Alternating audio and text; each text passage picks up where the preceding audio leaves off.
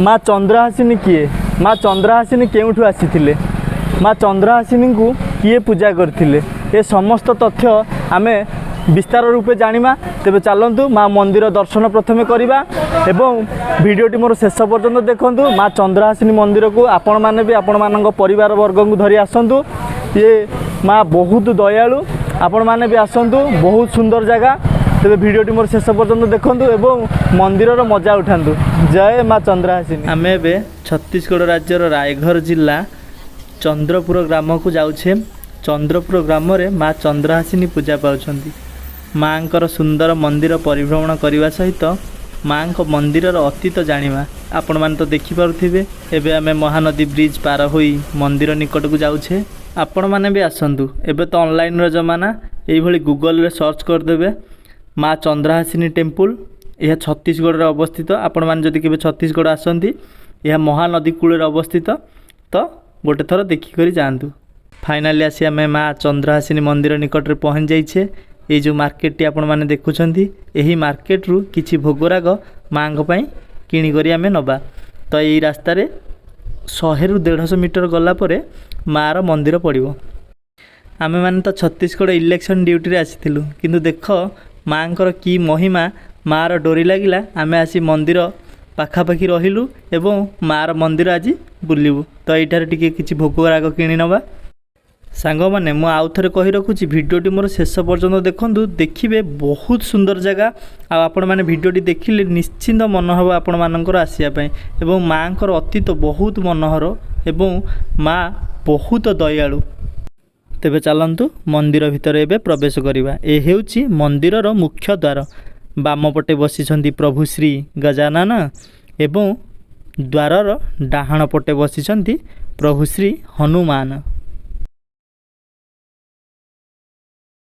तेबे चलंतु आगो को जीवा। देखुच तो सांग माने कि सुंदर चित्रलिपि। धन्य से कलाकार जे एई भली सुंदर सुंदर चित्र को अंकन करिछि। एठारे अष्टदेवींकर मूर्ति चित्रांकित होइछि।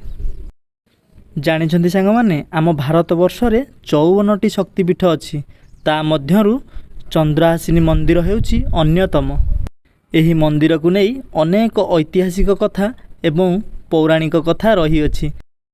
पौराणिक कथा अनुसार दिनकर कथा, माता पार्वती एवं स्वयं महादेव स्वर्ग भ्रमण रे जाइथिले। एही भली स्थाने स्थाने स्वर्ग भ्रमण करी जाई इंद्रपुर रे पहुँचिले। सेठारे देवता माने अनेक सेवा सत्कार करिबा सहित पूजार्चना मध्य कले। किछि क्षणी गला परे इंद्रंकर पत्नी स्वर्गरु पारिजात फूल आनी माँ पार्वती गभारे खोसी देइथिले। एई भली किछि समय गला शिव एवं माता पार्वती स्वर्गपुरु फेरिले। फेरिबा बाटरे प्रभु मातांकर गभा को देखि ईर्षा करुथिले। सेही समय रे माता कहिले, देखुच तो स्वर्गपुर रे मते केते स्नेह एवं आदर मिलिला। देखुच तो मो गभा केते सुंदर लागुची। सेहिठारे प्रभु रागी जाई निजर जट्टा को छिंडाई 8टी स्थान को फिंगी देले। सेही दिन ठारू 8टी स्थान रे प्रभु अष्टशंभु नाम रे विराजमान होई पूजा पाउछंती। एमिति किछि हेबार देखि माता पार्वती रागी जाई तांको गभारे थिबा पारिजात फूल को से मध्य 7टी स्थान को फिंगी देइथिले। सेही दिन ठारू सेही 7टी स्थान रे मांकर 7टी रूप पूजा पाउछि। ता मध्यरु हेउछि चंद्रहासिनी अन्यतम। अन्य गुड़िक है समलेश्वरी, सुरेश्वरी, माणिकेश्वरी, मेटाकानी, घंटेश्वरी, पाटणेश्वरी, चंद्रहासिनी। जय माँ चंद्रहासिनी। एई भली पौराणिक कथा अनुसार माँकर मंदिर एहिठारे स्थापन होइथिला।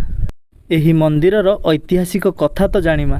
ता पूर्वरु मने पड़ुची ए सभार कथा, मने पड़ुची कौरव एवं पांडवंकर पशापालीर कथा, मने पड़ुची ए दर्पतीर चिरहरण, मने पड़ुची पुत्र प्रेमरे अंध होइथिबा अंध राजार कथा। एई भली जुग जुग धरी नारी प्रति जेबे भी अन्याय एवं अत्याचार होइछि, स्वयं प्रभु नारायण आसी अत्याचारी मानंकु विनाश करिसंती। तेणु आमे माने सदा सर्वदा नारी को सम्मान दबा। काहेकि ना नारी गोटिए माँ, नारी गोटिए भौणी, ନାରୀ ଗୋଟିଏ ସ୍ତ୍ରୀ ରୂପରେ ଆସି ସଦାସର୍ବଦା ଆମକୁ ବାଟ ଦେଖେଇଛନ୍ତି। ସାଙ୍ଗମାନେ ଦେଖୁଛନ୍ତି ତ ପ୍ରଭୁ ହନୁମାନଙ୍କର କେତେ ବଡ଼ ମୂର୍ତ୍ତି। ବୋଲ ଜୟ ସୀତାରାମ ଲକ୍ଷ୍ମଣ କି ଜୟ। ତେବେ ଚାଲନ୍ତୁ ଜାଣିବା ଏହି ମା ଚନ୍ଦ୍ରହାସିନୀ ମନ୍ଦିରର ଐତିହାସିକ କଥା। ଦିନକର କଥା। ଏଠାରେ ରାଜା ରାଜୁଡ଼ିଆ ଶାସନ ଚାଲିଥାଏ। ଏଠିକାର ରାଜା ନିଜ ରଥରେ ବସି ମହାନଦୀ କୂଳେ କୂଳେ ନିଜ ରାଜ୍ୟକୁ ଫେରୁଥାନ୍ତି। ସେହି ସମୟରେ ଗୋଟିଏ ବରଗଛ ମୂଳରେ ମା ଚନ୍ଦ୍ରହାସିନୀ ବିଶ୍ରାମ କରୁଥିଲେ। ରାଜା ସେହି ପଥ ଦେଇ ଯେତେବେଳେ ରାଜ୍ୟକୁ ଯାଉଥାନ୍ତି, ରଥର ଚକା ମାତାଙ୍କ ଗୋଡ଼ରେ ବାଜିଥିଲା। କିନ୍ତୁ ମାତା ସେତିକି ଦୟାଳୁ ହୋଇଥିବାରୁ ରାଜାକୁ ଅଟକାଇ ନଥିଲେ। କିନ୍ତୁ ରାଜା ଯେତେବେଳେ ରାତିରେ ବିଶ୍ରାମ କରିଥାନ୍ତି, ସେହି ସମୟରେ ମାତା ରାଜାଙ୍କ ସ୍ୱପ୍ନରେ ଆସିଲେ ଏବଂ କହିଲେ, ହେ ରାଜା, ତୁ ଯେତେବେଳେ ଏହି ମହାନଦୀ କୂଳରେ ନିଜ ରାଜ୍ୟକୁ ଫେରୁଥିଲୁ, ତୋର ରଥ ଚକା ବାଜି ମୋର ଗୋଡ଼ ଖଣ୍ଡିଆ ହୋଇଥିଲା, କିନ୍ତୁ ମୁଁ ତୋତେ ଅଟକାଇ ନଥିଲି। କିନ୍ତୁ ମୁଁ ଏବେ ତୋତେ କହୁଛି, ସେ ସ୍ଥାନରେ ଗୋଟିଏ ମନ୍ଦିର ନିର୍ମାଣ କରିବୁ ଏବଂ ମୋର ମୂର୍ତ୍ତି ସ୍ଥାପନ କରି ସେ ମନ୍ଦିରର ନାମ ଦେବୁ ମା ଚନ୍ଦ୍ରହାସିନୀ। ସେହି ଦିନଠାରୁ ଐତିହାସିକ କଥା ଅନୁସାରେ ମାଙ୍କର ଚନ୍ଦ୍ରହାସିନୀ ମନ୍ଦିର ଏହିଠାରେ ବିରାଜମାନ।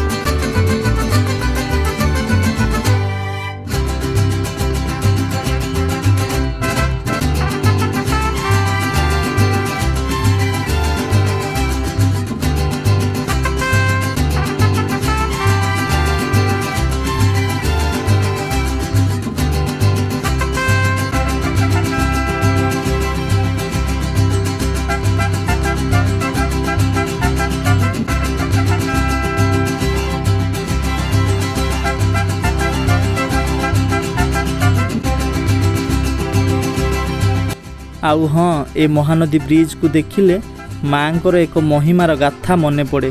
ଏଠିକାର ଲୋକ କୁହନ୍ତି, ଦିନକର କଥା, ଜଣେ ହାବିଲଦାର ତାର ପତ୍ନୀ ଏବଂ ଶିଶୁ କନ୍ୟାକୁ ଧରି ଏଠି ବାସ କରୁଥିଲା।